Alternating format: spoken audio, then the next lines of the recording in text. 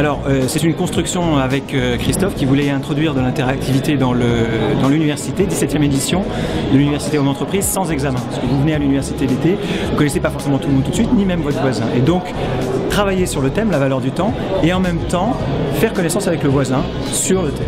Comment perdre du temps à coup sûr. Les pires pratiques de gestion du temps.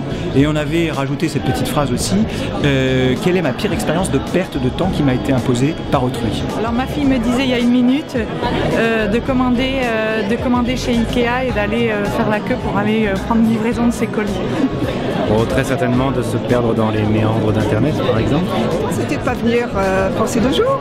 On ne perd jamais son temps. Quoi qu'on fasse dans la vie, quoi qu'on ait comme action, on ne perd pas son temps, on s'enrichit. Je disais à mon collègue, regardez la télévision, mais il me disait ça dépend des émissions. Côté des politiques, c'est de ne pas prendre le temps de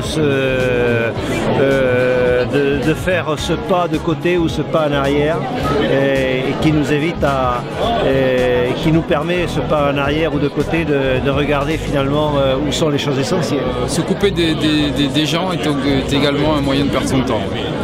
C'est être forcé d'écouter un homme, une femme, des individus, des êtres humains qui ne parlent que d'eux, qui ne pensent qu'à eux.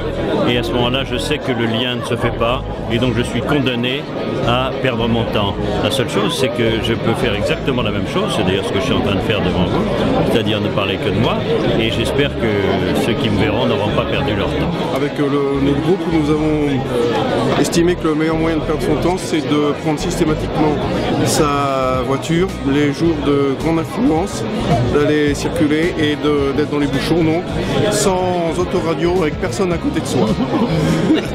Peut-être est-ce l'opportunité d'avoir du temps donc, pour méditer et d'une méditation compassionnelle avec ses compagnons d'infortune autotractés. Je pense que le meilleur moyen de perdre à coup sûr son temps, c'est d'être en permanence scotché sur son portable. De regarder la télévision. Moi je perds pas mon temps si je suis présent là où je suis. De ne pas en prendre conscience et de s'emmerder à chercher à quoi ça sert. C'est certainement pas de répondre à vos questions. Les retours sont évidemment drôles. On a noté sur des critères évidemment d'originalité et d'humour. Et les réponses sont drôles. Il y a des gens qui nous ont dit par exemple comment perdre ce que l'on ne possède pas.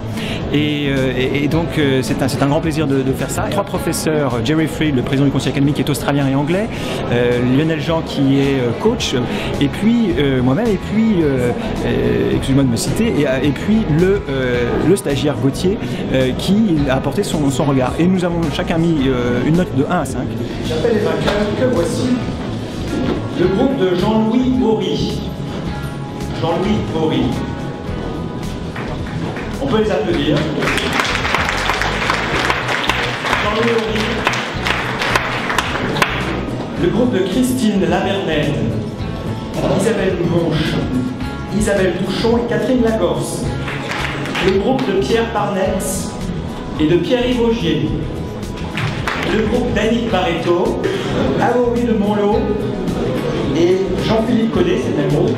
Le groupe de Paul Duribarne et Inès Janton-Garcia.